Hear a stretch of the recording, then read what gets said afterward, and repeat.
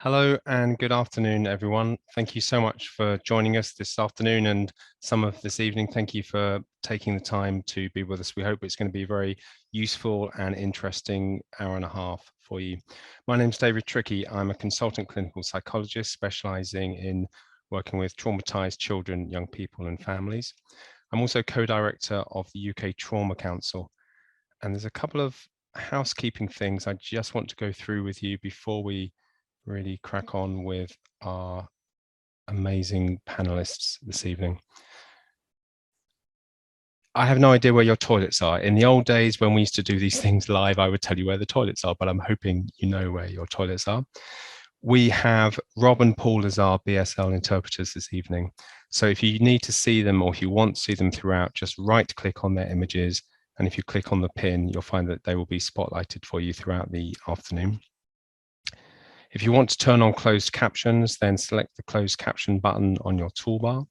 This webinar is going to be recorded and will be available to watch on the Anna Freud YouTube channel. So if you miss anything or you want to watch it again, you'll be able to do so. You'll also be able to share it around with other people.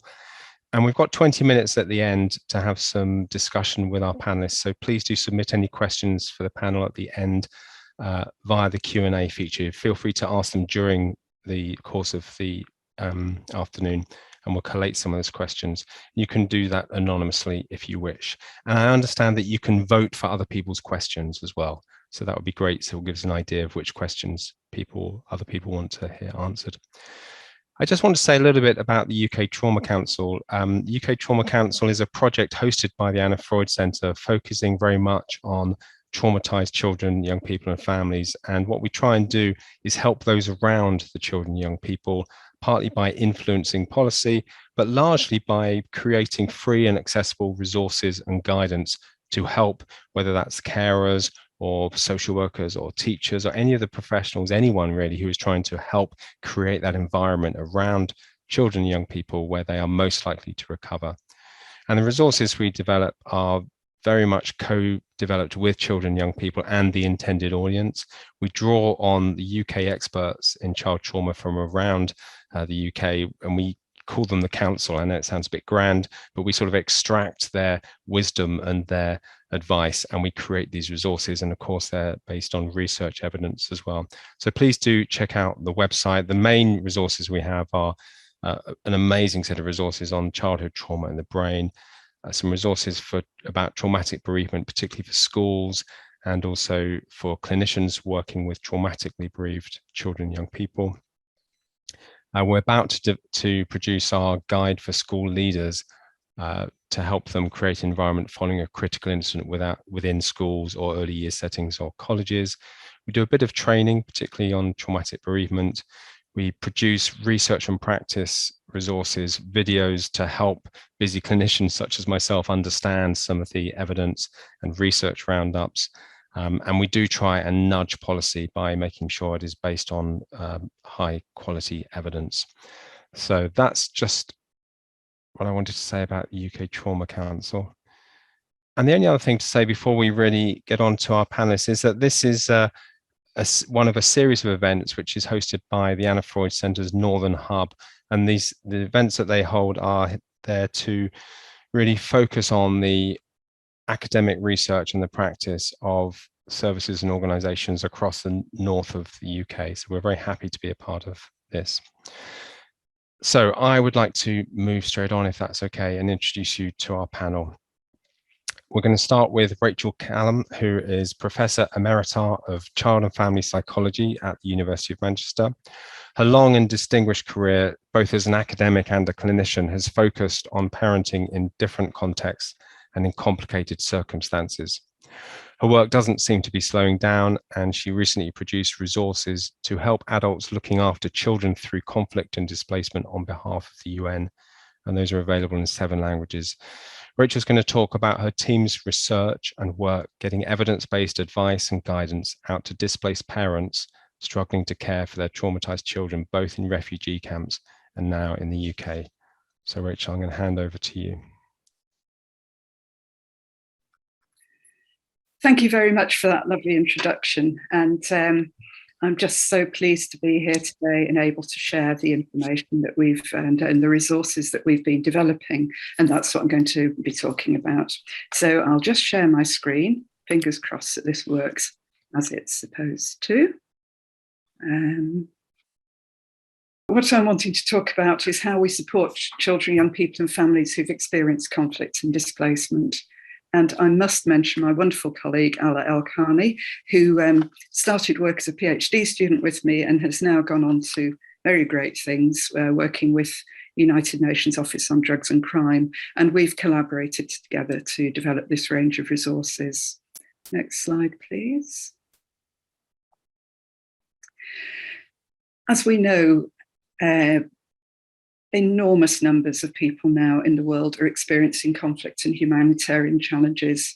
And UNICEF have recently said that we can safely assume that all Ukrainian children are affected, for example, but there are many, many other countries around the world which are affected by military conflict. You'll see pictures through my presentation. These have been drawn by children, Syrian children, and who've wanted to share these images to help people understand their experience. Our starting point in our research is that primary caregivers are a protective shield for children. They can have a very important role in helping to protect children's both physical and mental health. But difficulties in relationships can further complicate war stress that children experience. And we know that family interaction is predictive of children's adjustment. Now, it may seem quite obvious to say that, but 10 years ago, there was very little research that suggested anything to do with parenting and the experience of war and displacement and trauma, military trauma relating to military conflict, and that's what I'm wanting to highlight. Next slide, please. So how does military conflict affect children? I'm sure you'll be very familiar with the sorts of things that I've covered here: emotional distress of different sorts, changes in behaviour, physical changes, stomach aches and headaches, and there are trauma-specific reactions to stress. It may well be nightmares, difficulty sleeping, children may become more clingy, they may develop bedwetting, they may start sucking their thumbs, they may show difficulty concentrating, and then of course there are specific signs of post-traumatic stress, including, for example, flashbacks and re-experiencing the events that they've been through. Next slide, please. How, though, does military conflict affect parenting? And this is where the research has really developed over the last decade. There's some very interesting work coming through now that shows that parents who are experiencing threat tend to increase their warmth and overprotection of their children. So that's an immediate adaptation to the experience of threat. However, we do know that the stresses of conflict and flight, of displacement, of trying to find a new home, trying to work out how to live in a new context, can diminish caregivers' warmth, and it can increase harsh and coercive parenting practices, unfortunately. And we know associated with that the caregiver's own trauma history and their particular post-migration difficulties that they experience can be associated with greater post-traumatic stress disorder themselves, which can be associated with more harsh parenting. We do know that however, parent and caregiver practices can be improved significantly. Child adjustment can improve significantly, and particularly trauma-informed programs which address parenting do appear to be promising. Next slide, please. Ala El-Khani, for her PhD, worked with families who were going through the experience of the stress of the Syrian conflict. She is of Syrian heritage herself, and so this was something really, really personal to her. She interviewed families who were living on the Turkey-Syria border and did a series of qualitative studies, first of all, where she identified the concerns that they had, what it was like to be a parent living in a war zone or who'd recently fled a war zone and living in some kind of refugee settlement. And parents told her all sorts of things that were really, really moving about the process of parenting. One said, for example, I cannot control anything around me. We're living each second unaware of what's coming next. It's like we're not mums, we're just keeping kids alive by feeding them and making sure they're alive and safe. They talked a lot about the changes in children's behaviour. They talked about behavioural difficulties that their children had never shown before. One of them said, they're hitting and spitting and using bad words. This is not like my child. They felt the child had changed very much, as well as talking about a lot of distress that their children were showing, which they found very, very hard to cope with. Next slide, please. And from this initial work, we then went on to develop a set of resources and to trial these across Ala's PhD and then through a programme of work with the United Nations Office on Drugs and Crime. And UNODC now share a set of resources internationally, some of which is based on the work that we did with these parents who experienced trauma. So at the first level, we have a universal level, which is brief parenting advice in the form of leaflets.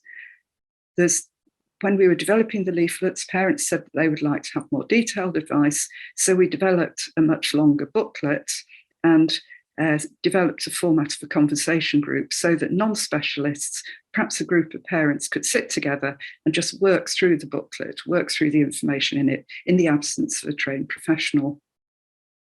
The next level up is a Strong Families programme, which was developed by UNODC, and we worked with them on a family programme, which is trauma-informed. That's been used in many different countries now. I'm not going to talk about that specifically, but there's information on the UNODC website about that, and I'm very happy to pass on more information as well. And at the top level of the pyramid that UNODC promote is a combination of the Teaching Recovery Techniques programme, which was developed by the Children in War Foundation, to which we added parenting components in collaboration with the Children in War Foundation. And I'm going to talk about that as well. Next slide, please. So the leaflets we developed were based on what the parents told us. We looked at their experiences, we looked at the literature on parents living through conflict and displacement, and then we tried to put together some really, really simple, straightforward advice, and we asked refugees living in Manchester to look through this, to tell us what they thought of it, to make amendments and additions as they saw fit. And then we put together the final version of the leaflet, which covers things for the caregiver and for the child. So for the caregiver, about you, we talk about what they might be experiencing and what they can do to help themselves. So recognising the challenges they're experiencing at the moment, allowing themselves to mourn, trying to be patient, how to seek out support, including building community for support and maintaining routines. So all about looking after themselves and meshing in with the community. And we provide information about the child, so what they might be experiencing and what they could do to help the child at different levels. So at the level of providing basic safety, warmth and support, and some very specific parenting advice on how to give praise, effective labelling praise that labels what they like the child is doing, spending time together and talking, encouraging play, and trying to maintain routine. Next slide. Thanks. And we developed this into a 2-page leaflet. We were very clear that this had to fit onto 2 pages of A4. And Ala in the camps had been talking to humanitarian agencies, and one worker said, "We know how we can get these leaflets out for you. We deliver bread into Syria every day, through bakeries. We have lists of families living in displaced families. We can get leaflets directly to the families that need them." And so we put together a little research pack. It's very unusual for our University Ethics Committee to see something like this, which involved a pack of bread, the leaflet, and a questionnaire and a pen. And these were distributed in conflict zones in Syria, with all that goes with a war. So one of the bakeries we were planning to use was bombed, and we couldn't work with them. And the leaflets were handed out, and parents were asked to, or caregivers were asked to drop the leaflets back, the questionnaires back at the bakery. So there was a box at the bakery, and then the questionnaires were mailed back to us in the UK. Next slide, please. We were astonished that the humanitarian group, the charity was able to distribute 3,000 bags in 2 days alongside their routine bread delivery. So they had 200 volunteers that were just handing out the bags of bread. And we saw this as an extraordinary way to get information out very, very quickly to lots of people in extremely challenged circumstances. The questionnaires were returned within 5 days to the bakeries, and we were astonished to have a return rate of 59.5% from people living in these circumstances. We were absolutely overwhelmed. And what we were also overwhelmed by was how positive their ratings were of the leaflets. We were concerned that they might think that these were kind of condescending or not relevant. We were quite expecting people to say, how can you waste our time with this when we don't have a roof over our heads? In fact, what they said was, thank you so much for thinking of us. Thank you. We know we're not forgotten. Thank you for the information. We will try to follow this, and it will help us to look after our children better. So that's the leaflet and the background to the leaflet. Next slide, please. And it's subsequently, within days of us telling a Swedish group that I work with about this, they were distributing the leaflet they translated it and were distributing it to families in Sweden who had sought sanctuary there. And we then translated the leaflet into lots of different languages, and it's being used in a lot of different contexts. With the Rohingya refugees in Bangladesh, for example, in Pakistan. And of course, when the Ukrainian conflict started, or the invasion started, we had it translated into Ukrainian and Russian and into almost all of the languages of countries immediately adjoining Ukraine, so that people could distribute it and know what it was that they were distributing. We also had audio versions made so that people didn't have to read the leaflets.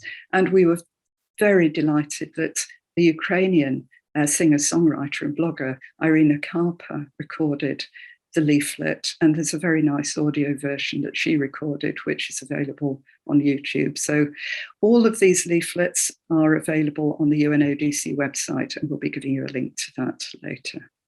Next, please. And they've been picked up here. So on the Traumatic Stress Wales page, the resources for children and young people, you'll find the leaflet on parenting and displacement. And this is the same leaflet that parents received in the conflict zones in Syria.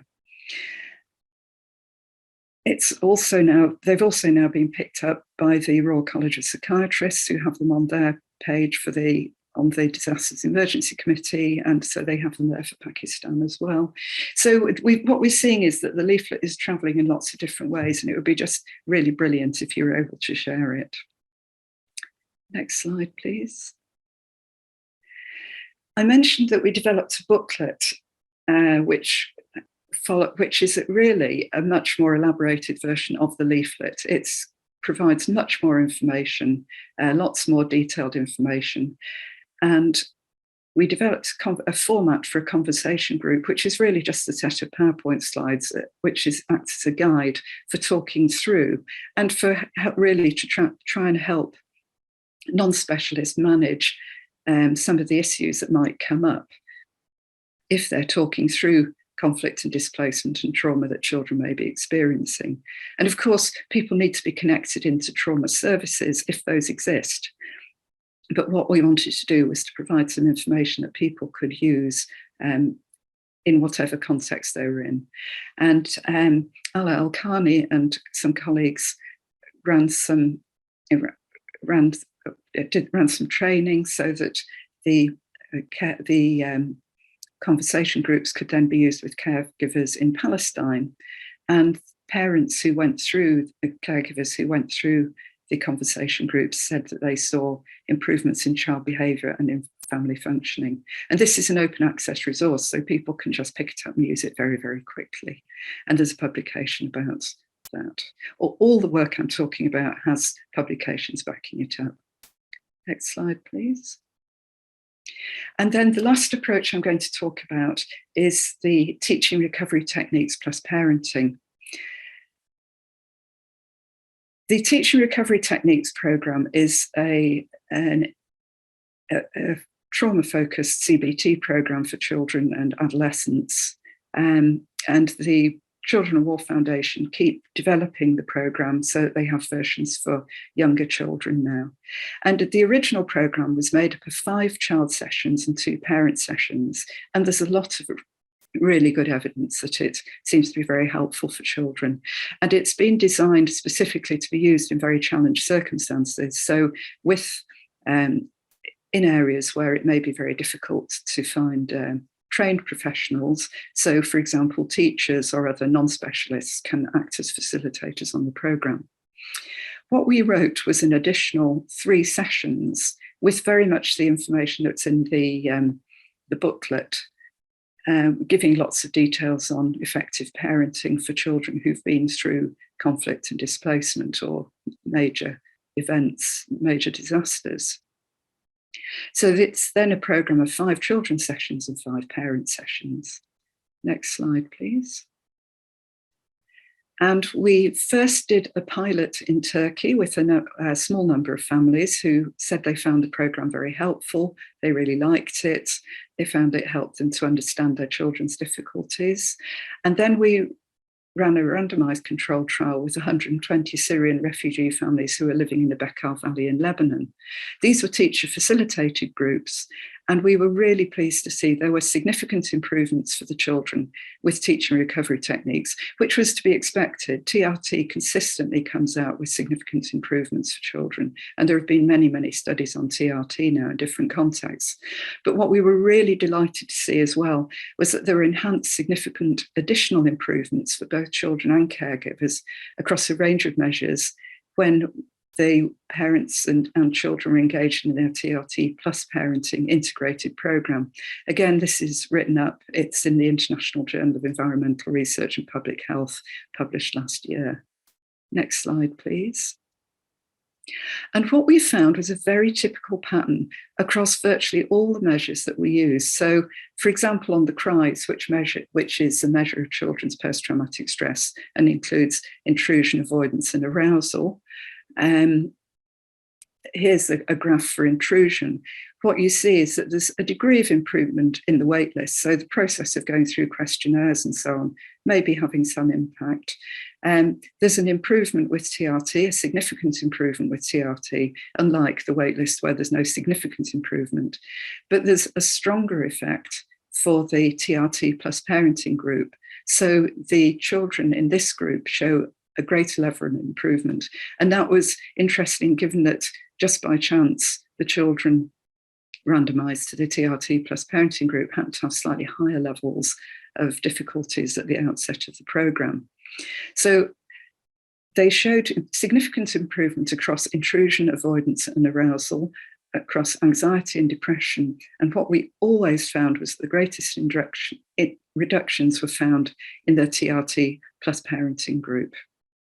Next slide, please. What we hadn't necessarily been expected, we're absolutely delighted to see, was that we also saw improvements for the parents. Parents reported changes in their parenting if they were in the TRT plus parenting group, particularly overreactivity, which measures things like shouting at children, being very angry with them. So they were less reactive with their children. The parents who were in the TRT plus parenting group reported feeling less depressed and less anxious and less stressed. And also they showed improvements on the total on the impact of event scale, so measuring their own post-traumatic stress. And here's an example, again, of the typical pattern which we see, which is that there's really not so much improvement in the waitlist group, but for TRT, there was improvement for the parents on the impact of events, with the quickest effects being seen for the parents in the TRT plus parenting group. So on the strengths of that, we think we can conclude really quite strongly that enhancing parenting skills has value and can be achieved in challenged contexts, and may actually, including the parenting component, may actually provide a very efficient way of reaching both children and parents or caregivers simultaneously. Next slide, please. So people who are working, like yourselves, who are working with children and adolescents, will be looking at different resources and trying to work out, which ones to use. And I guess we have some advice on that, which is, of course, to consider the age of children and the context and the nature of their experiences, how settled they are and for how long. For example, children may be and families may be in quite temporary accommodation. They may not be able to stay around long enough to go through a full programme, but it may be that leaflets and booklets can be helpful for them. It's really worth looking at where and how an intervention is being developed and a theory of change underlying it, and whether that's consistent with the way that you want to work. Look hard at the evidence-based. Is there an RCT? That's the gold standard, which will tell you really whether you can be confident that this is has a good chance of working. Think really hard about design and feasibility. A programme like TRT has been designed for very challenged contexts, and so is likely to be more feasible than a programme that's much longer and requires qualified staff to run it. Look at the training requirements and the infrastructure as well. Next slide, please. On the slides, I've included links, and on the UNODC link, you'll find all the resources that I've talked about. The Oxford University Group have come up with a page, Ukraine Parenting, which includes some very useful resources that are well evidence-based, and the teaching recovery techniques. There's information for that on the Children of War Foundation's webpage. There's also a mental health and psychosocial support collaborative, which has been working specifically for examining interventions for children and families. So children and adolescents. So they offer resources as well. Next slide, please. So a key message that we would want to get across really is that there is a crucial need for family skills training and support for children and families who've experienced conflicts and multiple challenges. And it's really important to invest in a carefully adapted programme, a good theory-driven programme which is based on evidence. And I'm not trying to maybe I am trying to blow our trumpet, but certainly our group now has been nominated by the Association for Child and Adolescent Mental Health. We've been shortlisted for an award for this set of programmes because of the fact that it's evidence-based. It's a way of using the evidence-based to provide information that can be shared very readily in these sorts of contexts and where there's a good evidence base. I'd like you to look at this lovely picture as well, which was drawn by a child in Turkey who'd escaped from Syria, and their dream of a happy ending to their nightmare was a plane that was dropping gifts, not bombs. And I think that in a way that using the right resources, we can drop some gifts, not bombs as well, which may help us to feel better about some of the really challenging circumstances that we face. I was really struck this week to see an article that's just come out in Nature, the journal Nature, on how to support adolescents' mental health. And I thought I'd just share some key points from it with you, because they were saying something which I think makes tremendous sense, which is that there are lots of ways to support adolescents' mental health that doesn't involve actually having to go into any kind of therapeutic programme. Helping to find safe ways to try new things, and helping them find opportunities to contribute to help other people with their lives, helping them build healthy relationships with parents and caregivers, and helping them get enough sleep so that they can learn and so that they can discover things for themselves. And I'm really delighted that the next speaker is going to be Selina from Refuweegee, which I think is an organisation which exemplifies the importance of the human, of warmth, of support, for making a difference in people's lives. Next slide. I just want to say thank you to everybody who is involved in what's been a fairly major set of work, particularly my colleagues, Ala Al-Khani, Karen Haar and Wadi Malouf and Virginia Mulgard, and the Children of War Foundation. And just to give you the link again to the UNODC page where you'll find all those resources. Thank you very much. Fantastic. Thank you so much, Rachel. Thank you for finishing on time and also introducing Selina as well, making my job very easy. I really appreciate that. And just how fantastic to hear the work you've done that is both pragmatic and evidence-based. You know, you haven't really compromised and missed out on either of them. You've managed to be both of those things at the same time and reach a lot of families and make a difference to a lot of people. So I just think it's fantastic work, and it's been brilliant that you're able to share it with us. Thank you. I'd now like to hand over to Selina Hales, who, as Rachel just said, set up an organisation called Refuweegee in Glasgow. And I'm sure she'll tell us all about it. But it was, my understanding is that it was to provide a warm and kind welcome to people who've been forcibly displaced and arriving in Glasgow. And of course, we know how important that warm and kind welcome can be, and how that can really set the scene for people's recovery, how fundamental those very human and what we might think of as basic things are to really aid people's recovery. So let me hand over now to Selina. Hello, everyone. Thank you so much, David. And thank you, Rachel. That was just so interesting. And yeah, I'm so pleased there are people like you and your team out there doing this work, because it's so incredibly important. As David and Rachel mentioned, I set up Refuweegee, an organisation in Glasgow, with no intention of actually setting up a charity. I like to describe it as very much an accident, but very much a happy accident.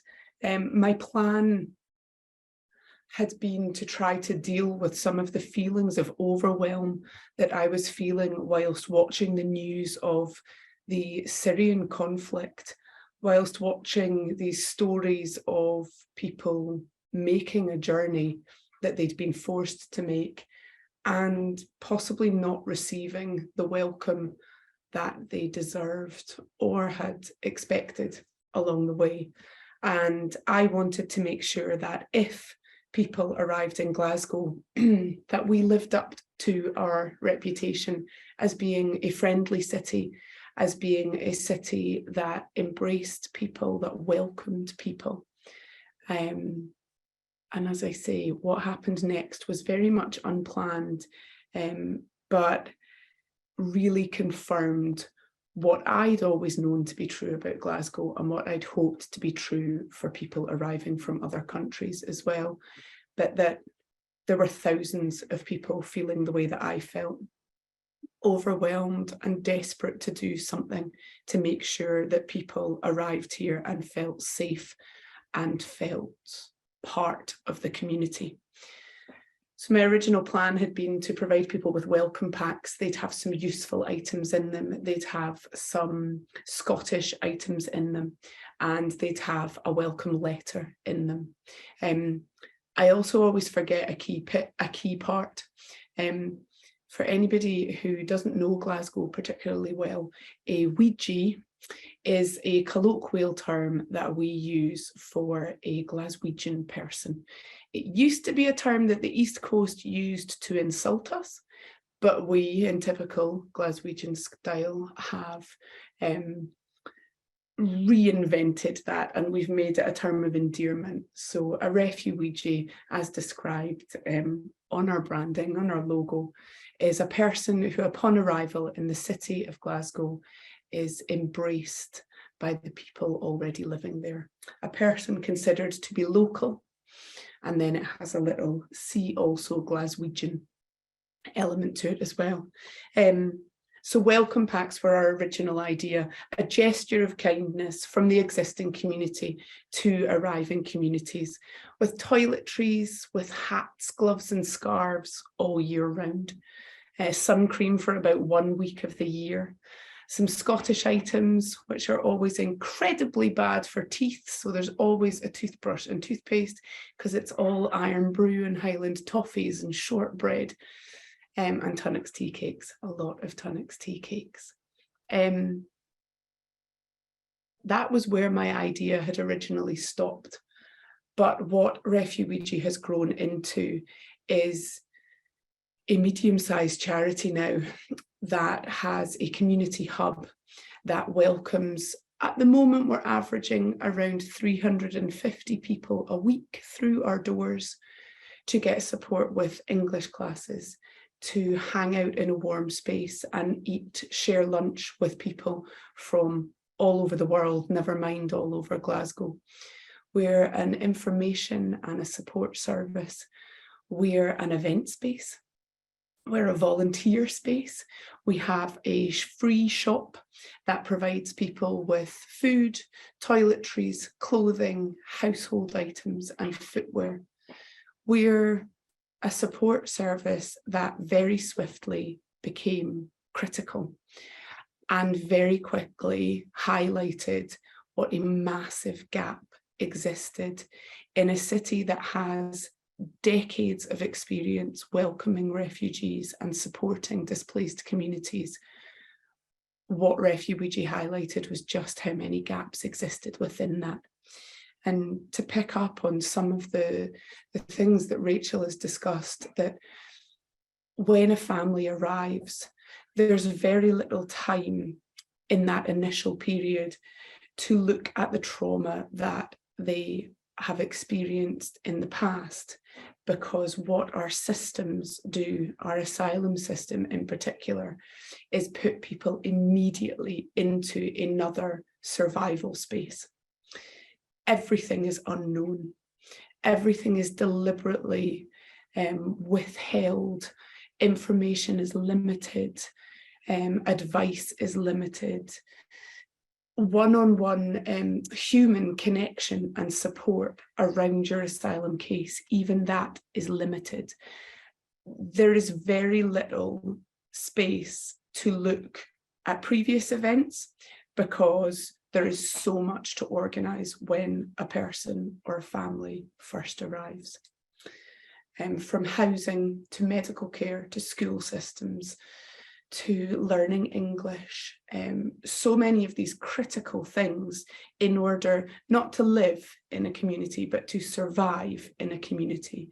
So many of those things come with complicated paperwork, come with referral systems, come with phone numbers, come with the need to complete an online form. Some of the people that we meet walk in here wearing sandals and the clothes on their back, and have traded their mobile phone in order to get to this city. People don't have the things that they need to access that initial basic support. So it's always good to start at the beginning, and what we've learned in what we do at Refuweegee is that wherever you think the beginning is, you need to sort of go back about 3, 4, 5 steps and start there, because it's very easy to miss things. That also means that when people arrive, they're very rarely ready to look at past life events. They're very rarely ready to address the trauma that they have no doubt experienced, that has been the reason they've had to flee, never mind the trauma that has been experienced on the journey along the way. It normally, well, yeah, there is no normal. Normally is not a word I should use. It takes months, if not years, for people even to get comfortable sharing those experiences with us. And we have very intentionally and very purposefully taken the approach that we do not ask questions about people's past. It's not our place. Our place is to look at the present. Our place is to look at now. When that information latterly comes, as we build trust, as the majority of people who we welcome want to welcome the next person to arrive, so we normally build volunteer relationships with people that we have provided welcome packs to, and then friendships form. And during that time, we learn about people's history, we learn about their past experiences, and it's for a number of reasons, but one of the main ones is that our systems of displacement, our government systems around asylum, make it very difficult for people to be open and honest. There is a lot of fear. There's a huge amount of belief that if a person is ungrateful about the housing they do receive, if a person is ungrateful about the waiting list that they have to sit on in order to get access to an English class, if they raise their head even slightly, that it will affect their claim for asylum in this country. It's a really, really difficult thing to deal with because it's not true, but trying to communicate that with somebody who has been failed at so many different places is an incredibly difficult thing to do. So we do it with kindness, we do it with space, we do it by not thinking that we have all the answers, by signposting to the huge wealth of organisations that exist across this city to support people. We know that we don't have all the answers. And I personally certainly never expected to even be in a position where I was asked any of the questions that I'm asked and on daily. But we know the organisations and the people that are out there to provide that support and to help. And we know the impact that holding space actually has. Earlier this year, in February, Refuweegee moved into a new office space, our largest space yet. But what that's allowed us to do is to rethink how we work. We started as an organisation that provided welcome packs to around 120 people each month. We thought we were busy then. And then we started to grow into events and activities that support people with more than just some basic essentials and a welcome. We started to hold pop-up events where people could collect clothing, household items and footwear for free. Those events have always been open to everyone. There's always snacks and tea and coffee, so they're also an opportunity to just bring people together.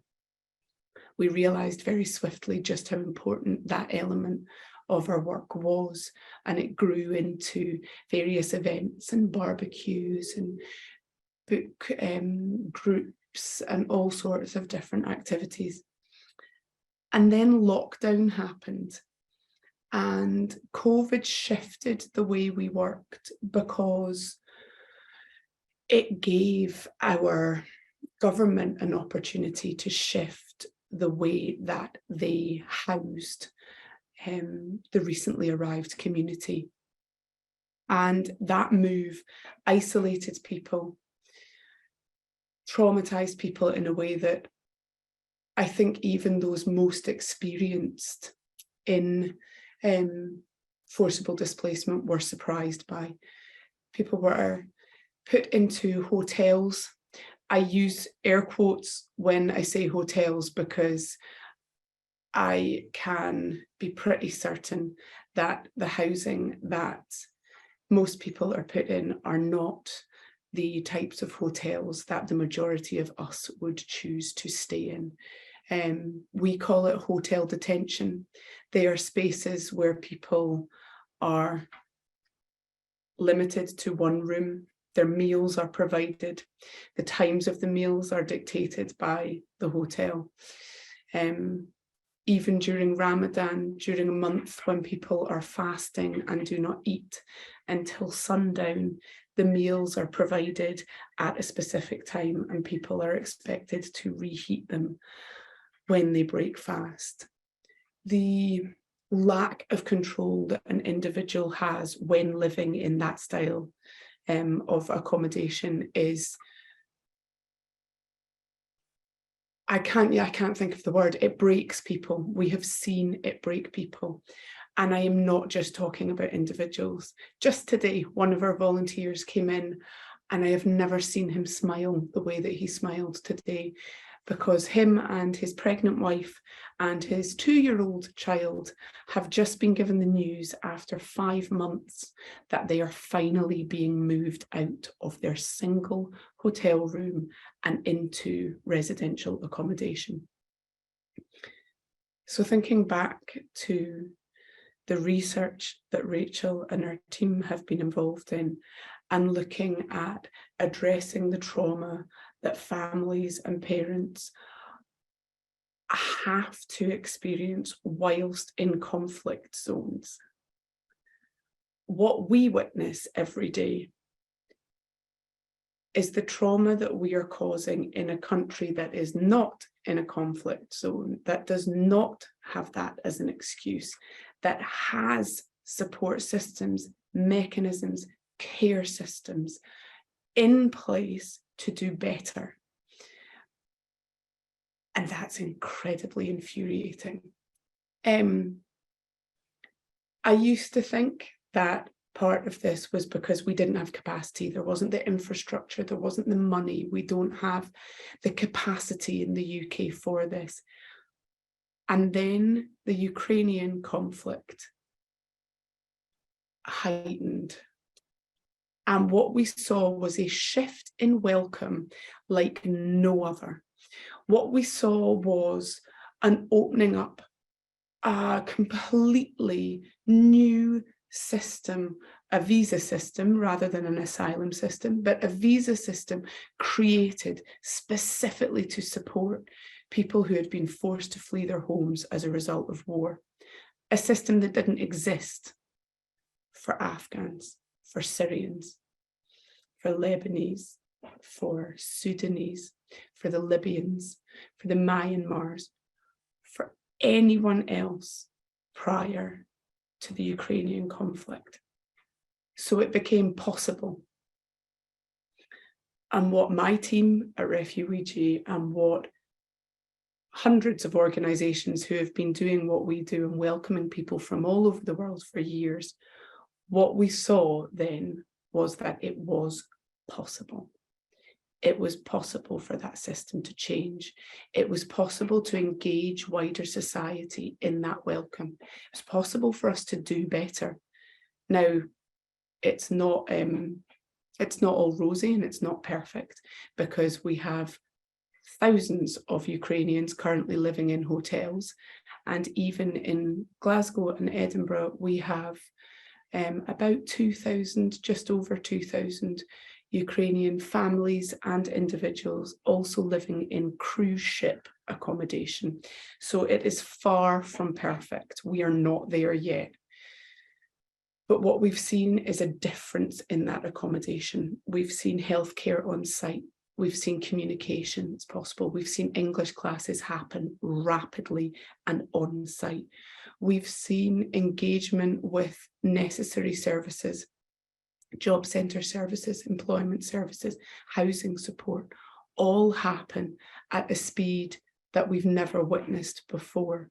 So we're currently working to fight for that to be across the board, because no matter where an individual comes from, if they have experienced the trauma of being forced to flee their home, they deserve that welcome, they deserve that space, and they deserve the same support systems across the board. I could go into so many stories about how we support people and why we do what we do, but I'm just going to bring up a letter that I think captures, I'm really sorry that I can't share it with you, but I'm bringing it up so that I can read it to you. A letter that captures how the very simple, small acts of kindness that Refuweegee offers, the difference that they can actually make in an individual's life. Our welcome packs all have in them a letter.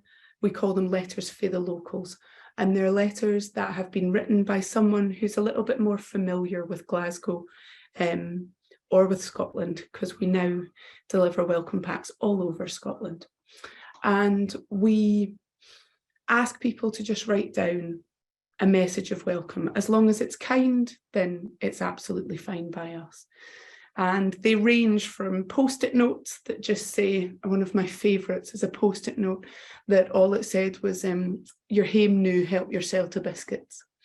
Right the way through to 6-page sort of guidebooks telling people about free museums, the best shops to go to, places to visit, their favourite things, people sharing stories of their own displacement and of their own welcome in different parts of the world. We also put in each welcome pack an envelope for that person to write back.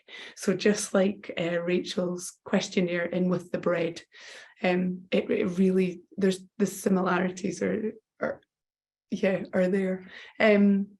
Just like that form, we put an envelope asking that individual to write back to us, giving that person the choice to engage with us if they want to tell us something that they think should be in the pack, somewhere that they'd like to visit in Scotland, to share a story with us. And lots of people have done those things. It's why we now include makeup in some of our packs wherever we can, because lots of ladies said, makeup is such a luxury, but it makes me feel like myself.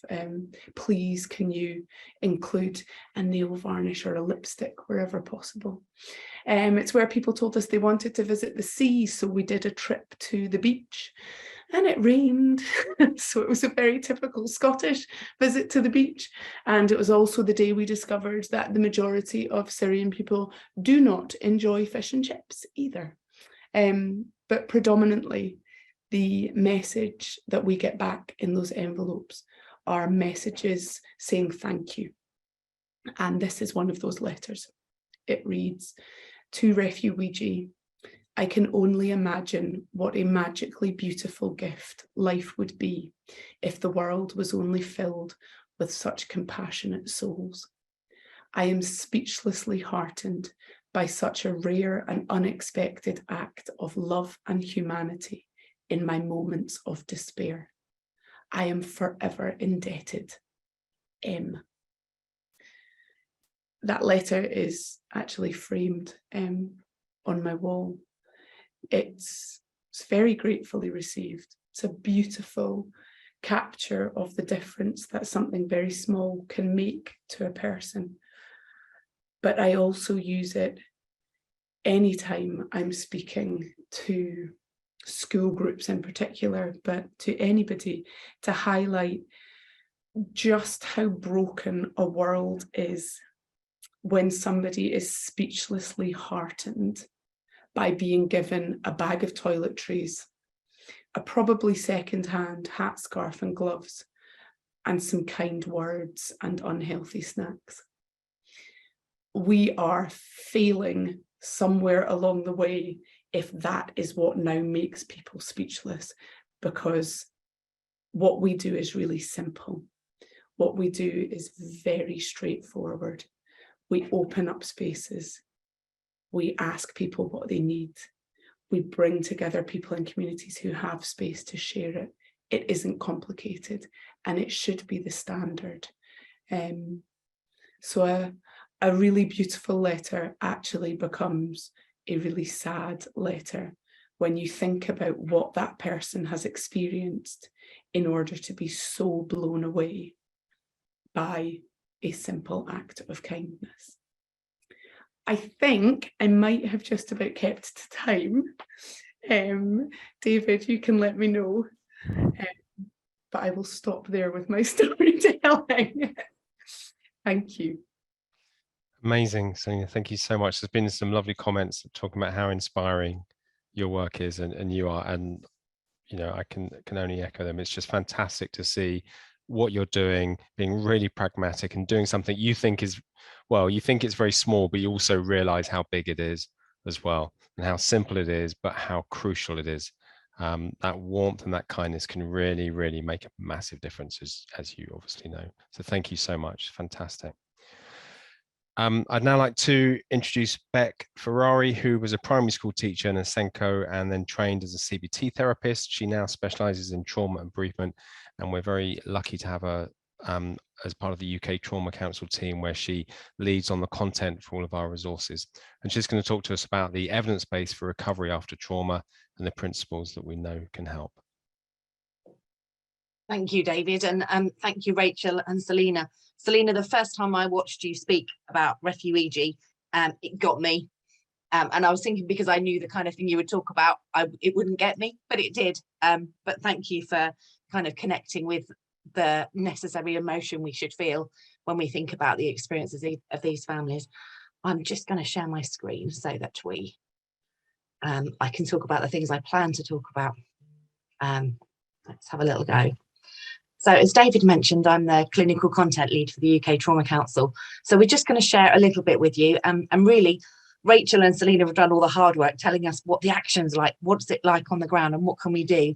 And really, I just want to come in and share something of the principles behind what we know helps families that are affected by forced displacement, and what helps families following trauma, so that therefore you can be thinking about the way where you work and the way in which you work, and you're probably already doing lots of these things, but hopefully it will kind of underpin your going forward in your action.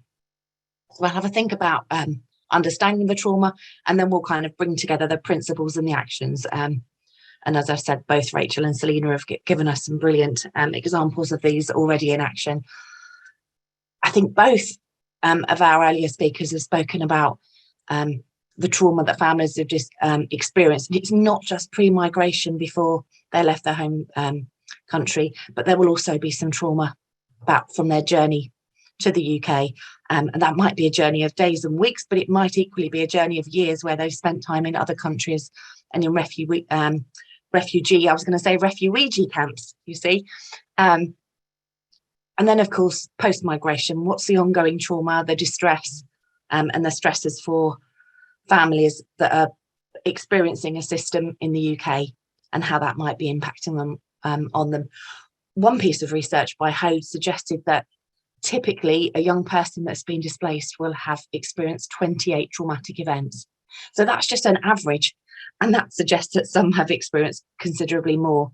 So I think when we're thinking about the needs of trauma, and as Selina said, it's not always appropriate for us to ask families about their stories, but it might be appropriate for us to do our homework and to find out what are the themes that families coming from this war zone or coming from this country might have been through, so that at least we're informed about the conflict and the persecution, about the particular distress and the torture that they might have been through, about the additional gender roles and how that might have impacted them on them, or how being part of the LGBTQ plus community might have also impacted on us. So we can do our homework even when we can't ask that person yet to tell us about their story. And I think that's really important that we're informed there. When we think about trauma, I'll use the UK Trauma Council definition here. We think about events that are so distressing and so extreme and intense that they overwhelm a person's ability to cope, resulting in lasting negative impacts. And I'm always struck by this definition because it's got some really potent words there, hasn't it, about things being distressing and extreme and intense. They overwhelm a person's capacity to cope, and they result in a lasting negative impact. And I think pretty automatic, isn't it, if you've been through some of the experiences of these displaced families, that you're going to experience distressing events. And I don't want to underplay the potential for resilience that families show, but there may well be some lasting negative impact for some of those young people and some of those children and some of their parents too.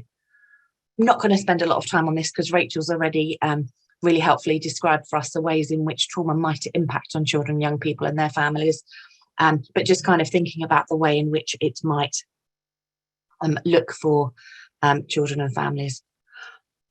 For some, trauma has a longer term impact. It's not just when I'm now in a safe place, I can begin to rebuild my life, but actually those experiences that they've had might colour the way that they see themselves. They might now imagine themselves to be vulnerable or helpless, or always under attack, and they might see other people as being unpredictable or unsafe to be around. And it would be quite understandable to feel that the world is not a safe place. It's not just where I came from that didn't feel safe, but it's actually where I am that doesn't feel safe too. And we kind of understand that when these difficulties really persist and impact on everyday life, that for children and young people, they can begin to develop some mental health needs around anxiety or low mood and depression. We might see some risk of self-harm and suicidality, and we might see some difficulties that could be described as post-traumatic stress disorder.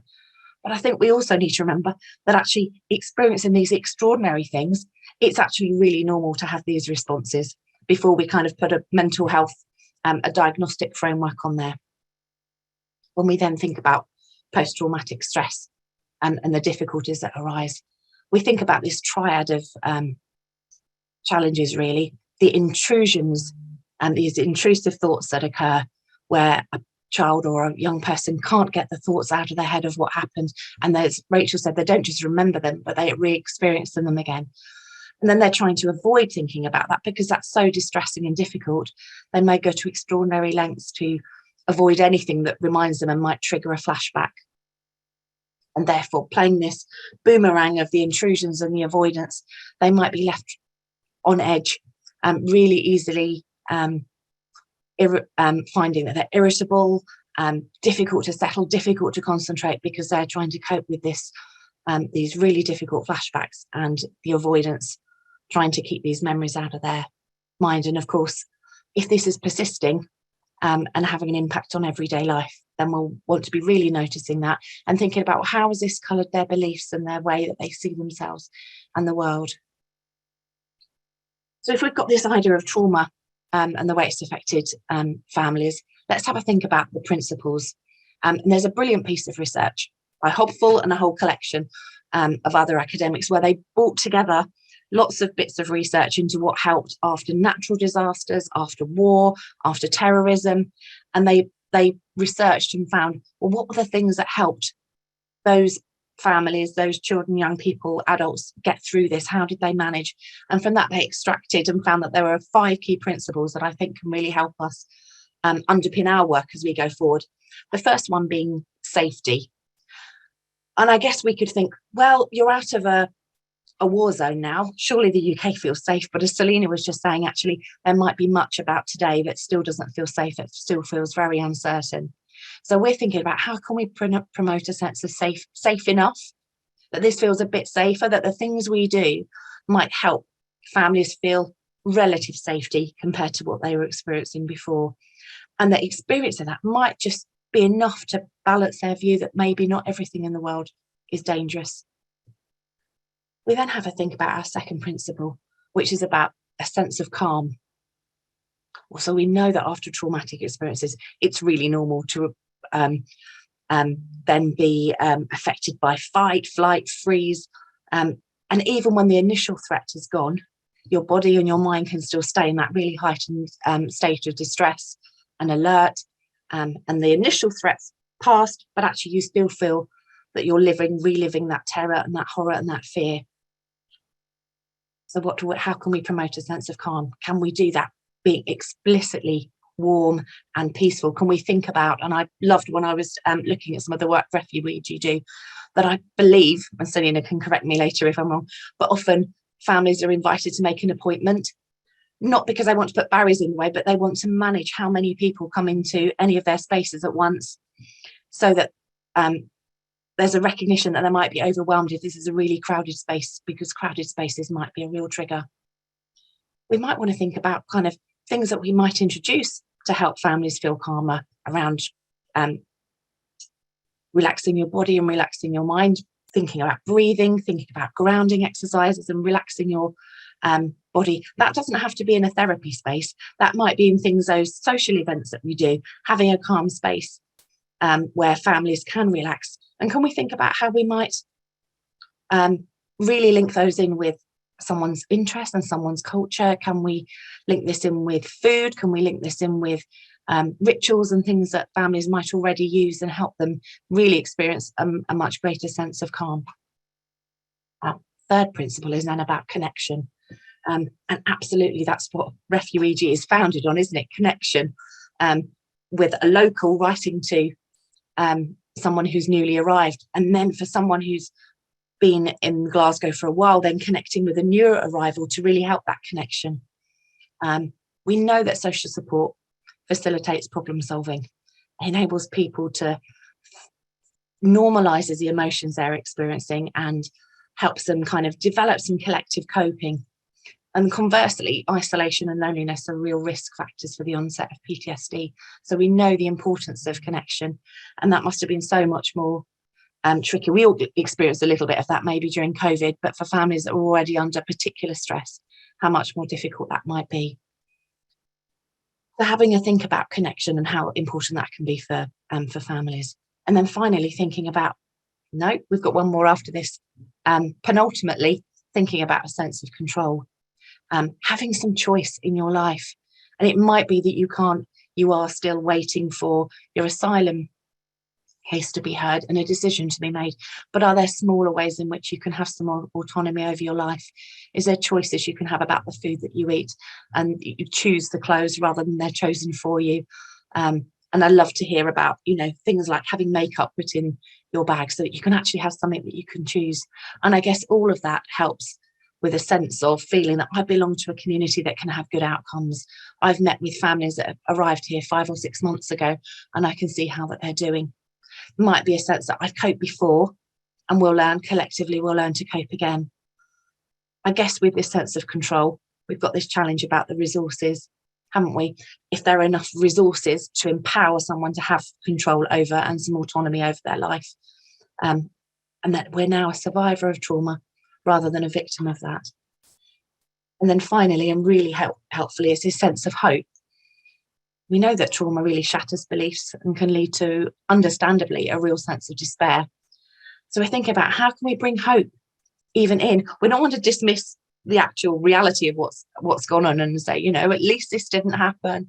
But absolutely to recognise the reality of what families have experienced, but also to bring to life this idea of reasonable hope for families, that things can get better.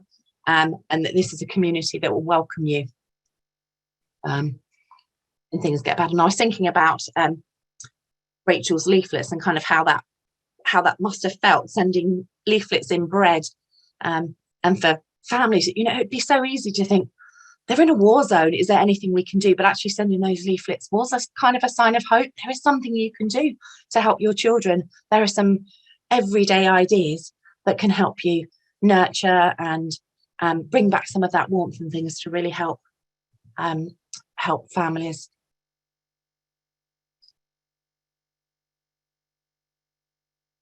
Have I missed a slide?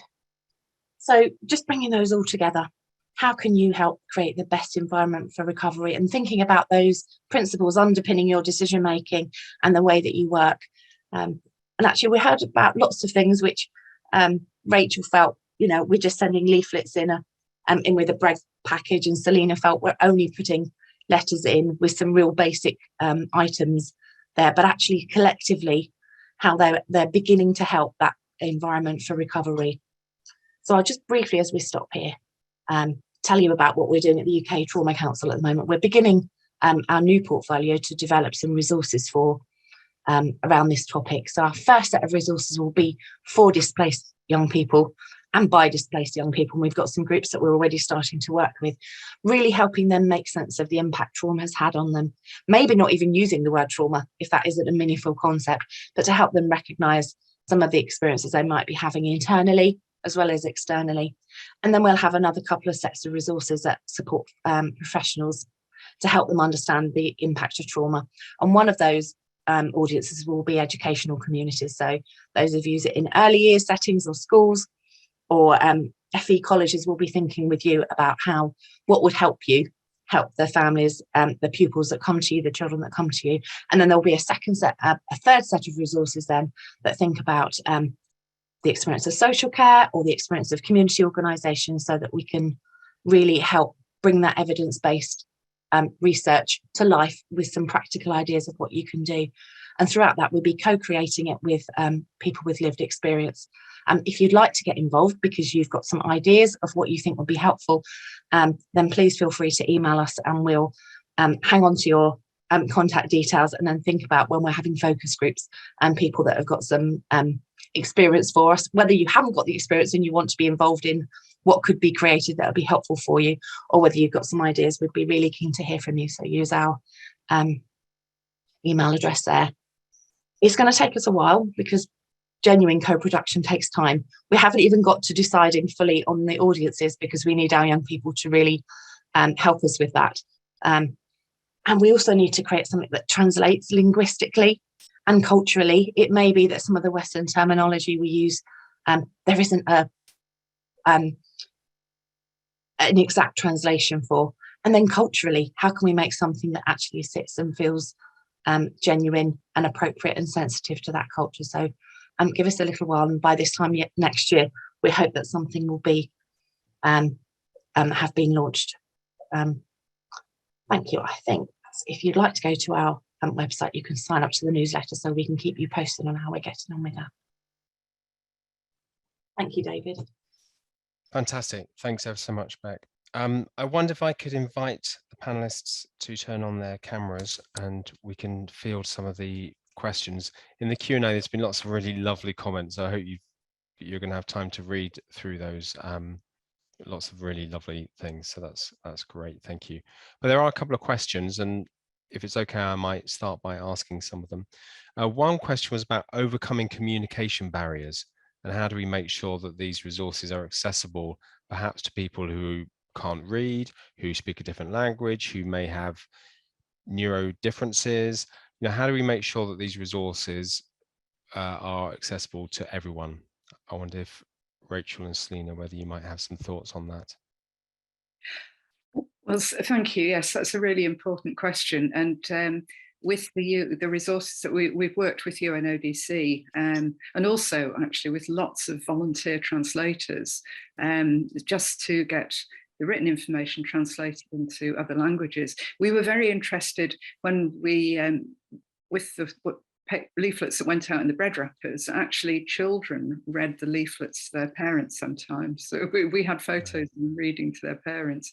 But that's why we've done the audio versions of the leaflets, so that just, it kind of reads it aloud, and with the conversation group, if there's somebody who can read amongst the group, then they can share the information with everyone else. So it's thinking creatively in that sort of way. Yeah, brilliant. Thank you. Selina, what do you think? Yeah, I'd echo that. I mean, volunteers and technology are, I think, quite possibly my two favourite things in the whole wide world. There is nothing that they can't do. So whenever I'm asked a question about overcoming or about, well, how do you figure that out?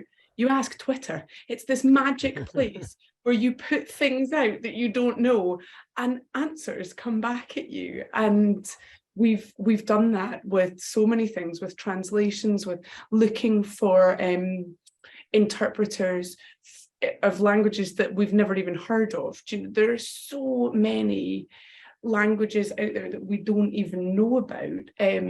So yeah, social media and technology have been amazing. Voice notes are one of my new favorite things.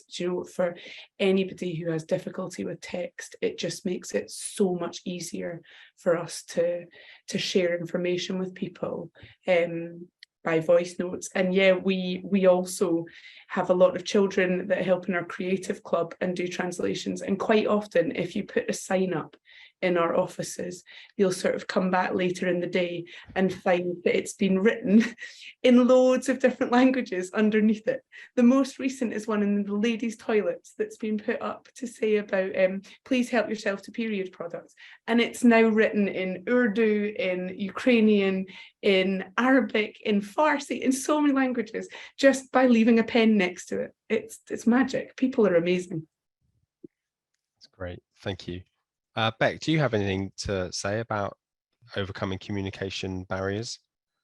No, I think that's one of our things we're really considering and talking with interpreters so we can find ways that are meaningful of communicating. And we're hoping to get some funding to create an animation for young people that would be something they could watch on low-res mobile phones, or we're kind of thinking about what's the best method to communicate that doesn't rely on kind of written text. Yeah. But I mean, I think we can learn from Selina, and we can tweet to Insta Bookface or whatever it is we have to do to get some help with those things as well. There was one question about sleep and how crucial sleep is, but how difficult it might be. I mean, I would think if someone's traumatized, you know, it's going to be difficult to sleep, but also some of the environments in which we house people, that can be really difficult. And I wondered if any of the three of you have got any bright ideas or ways. How do we overcome those barriers? How do we make sure that the people who have recently arrived are getting that most basic thing? I mean, it's only just above kind of safety and food is sleep. Yes, that's absolutely true. And I think trying to help caregivers to help themselves, working out ways of soothing themselves so they're getting enough sleep, but ways they can help their children to sleep. It's really challenging in some of the contexts that families are living in. If there's several people all living in the same room, there has to be a really clear agreement on how that's going to be done. Sharing information with other families. If you're living in one of these hotels that's got room after room of families, you know, seeing if maybe there's some way of helping each other. Maybe, I don't know, actually. I'm looking hopefully at Selina to see if she's got any solutions here, because to me it must be an enormous challenge.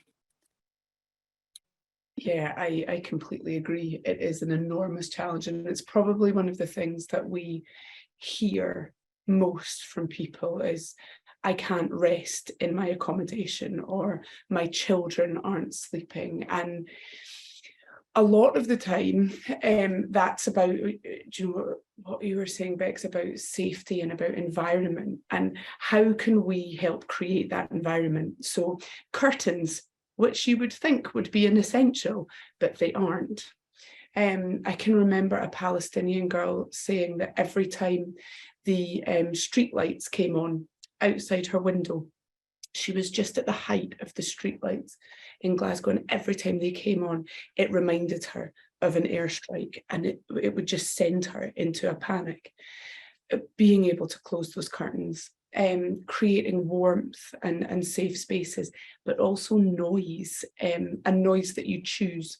So we provide loads, hundreds of radios and portable speakers for people, so that they can put music on and just drown out some of the noise that isn't their choice. So yeah, it's simple things again, but those are the things that we can provide. And familiarity. We quite often, we have in our playroom a music menu that one of our fabulous volunteers came up with, and you can see then the impact that when children from Pakistan come in and they hear music from Pakistan, you can see just the difference it makes to their moods and to settling. So we share with parents places that they can access free music, and we also buy people gym memberships, because actually sometimes the best way to encourage sleep is to burn off some of that energy that you don't have space to burn off when you're stuck in a tiny hotel room. So those are our methods at the moment, but we welcome ideas and how else we can help. Brilliant, thank you. And there's a lot of questions coming in.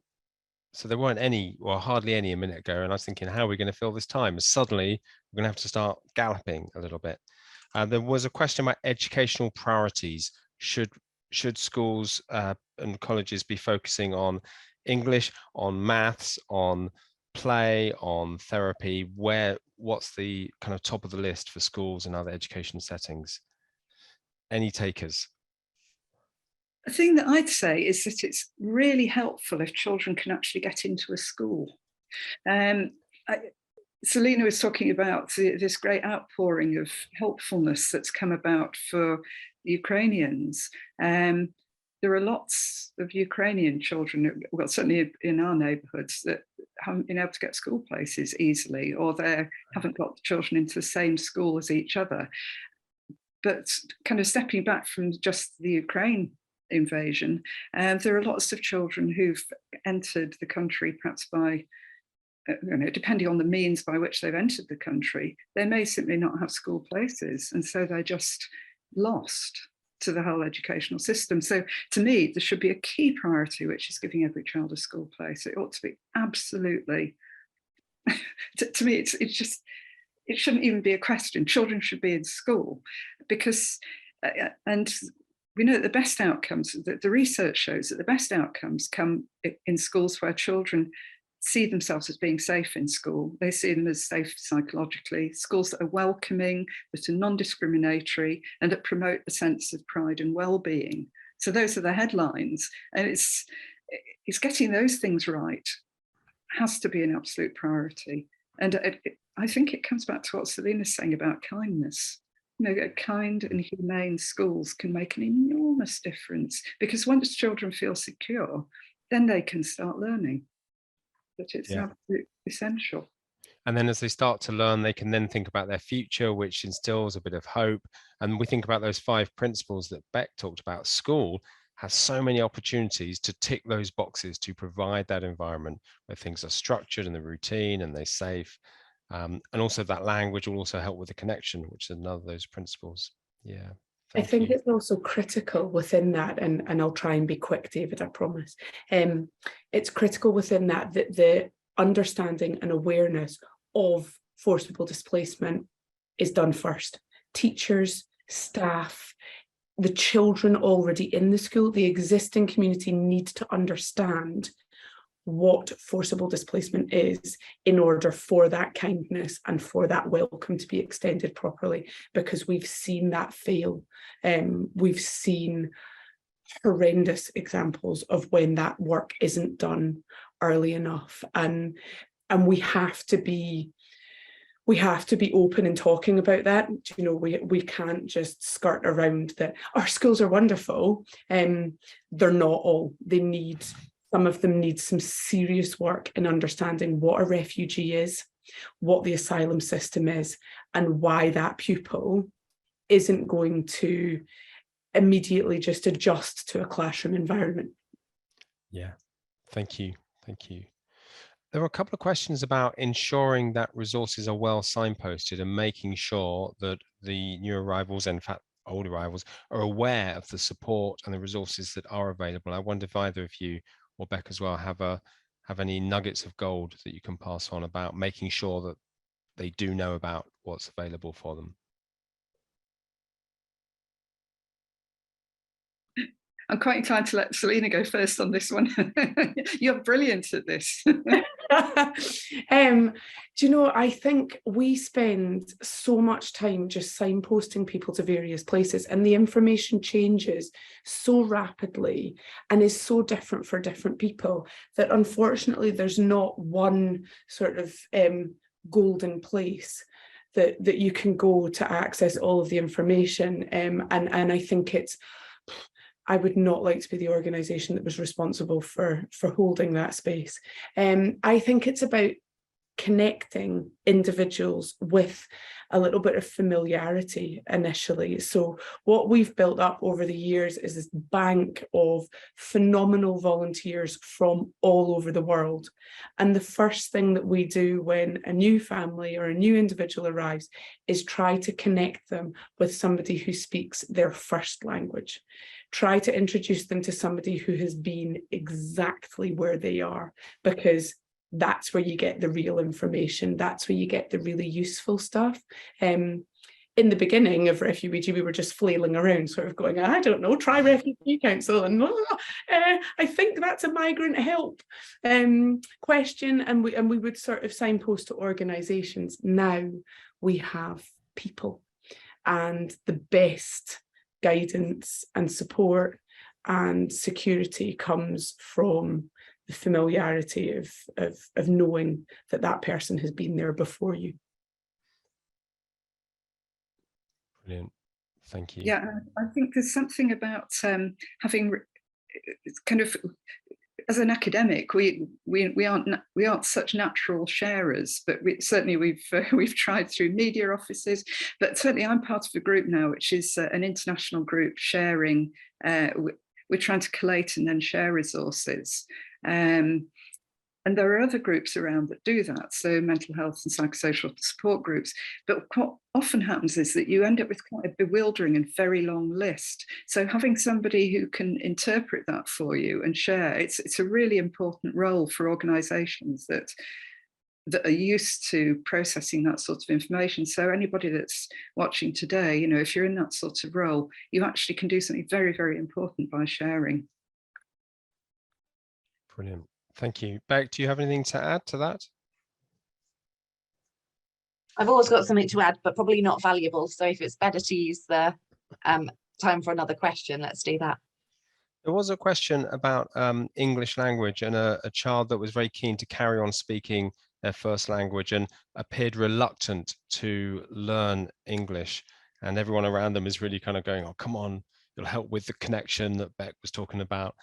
I mean, I might just have a go at answering that, but I'd be interested to know what other people think as well. And I would just be really patient. You know, let's allow that person to land in the UK and to feel a bit safer, and then start to realize that there may be some benefits in beginning to learn English.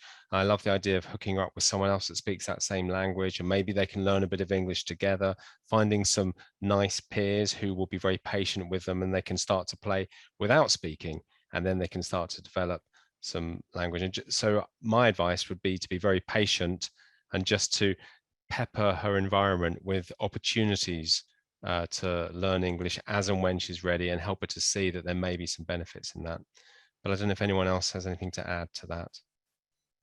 I would just add, oh sorry, I've jumped in. I would just add about I spent the day at a school that supports exclusively unaccompanied minors, separated children, and actually there was this dual, we'll help you learn English because we know the benefits that will bring you, but actually if you want to do a GCSE in your home language, and I don't know the age of this child, they tried where possible to make that happen, so that young person had, I can do something in my first language, and the value of that.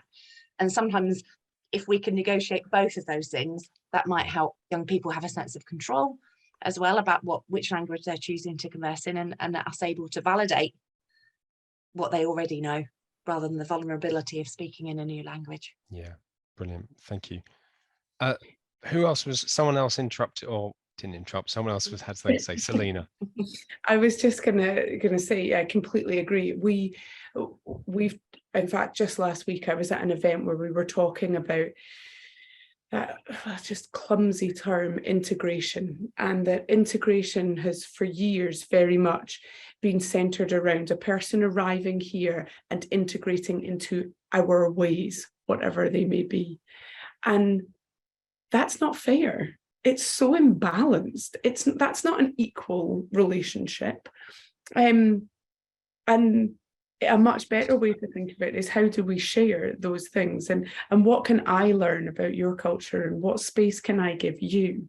And that, again, I keep saying familiarity, but that space that a child, we have a classroom in our new office that is specifically for that idea of a child coming in before they've gone into the school system, and before they've probably connected with any other children from Scotland, but they can come in and find a familiar space, probably with their country represented on a mural that's been painted on the wall, but with books in their language, with people and volunteers who speak loads of different languages.